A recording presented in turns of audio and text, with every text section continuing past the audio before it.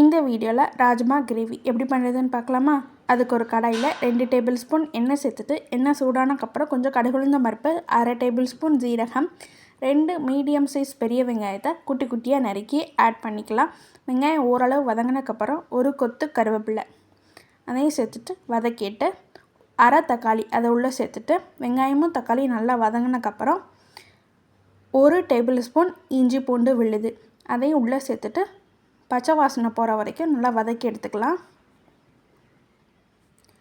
இஞ்சி பூண்டு நல்லா வதங்கினக்கப்புறம் மசாலா பொருட்கள் ஆட் பண்ணிக்கலாம்.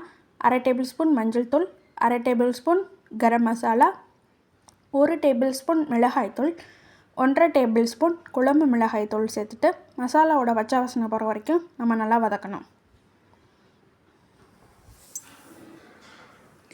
இப்போ இது எல்லாம் நல்லா வதங்கி வந்தக்கப்புறம் ராஜ்மாவை நான் குக்கரில் 4 விசில் வச்சு வேக வச்சு வச்சுருக்கிறேன். அதோட தண்ணியை மட்டும் உள்ளே சேர்த்துக்கலாம். இப்போ இதுக்கு தேவையான அளவு உப்பு சேர்த்துட்டு தண்ணி நல்லா கொதித்து வந்தக்கப்புறம் நம்ம வேக வச்சு வச்சுருக்கிற ராஜ்மா உள்ளே சேர்த்துட்டு எண்ணெய் பிரிஞ்சு வர்ற வரைக்கும் நல்லா கொதிக்க விடணும்.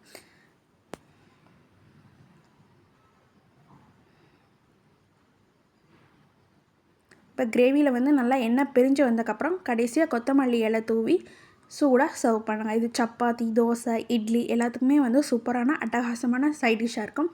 நீங்களும் வீட்டில் ட்ரை பண்ணி பார்த்துட்டு எப்படி இருந்துச்சுன்னு கமெண்ட் பண்ணுங்கள். இந்த வீடியோ பிடிச்சிருந்துச்சுன்னா லைக் பண்ணுங்கள், ஷேர் பண்ணுங்கள். எங்கள் யூடியூப் சேனலுக்கு சப்ஸ்கிரைப் பண்ணுங்கள். தேங்க்யூ.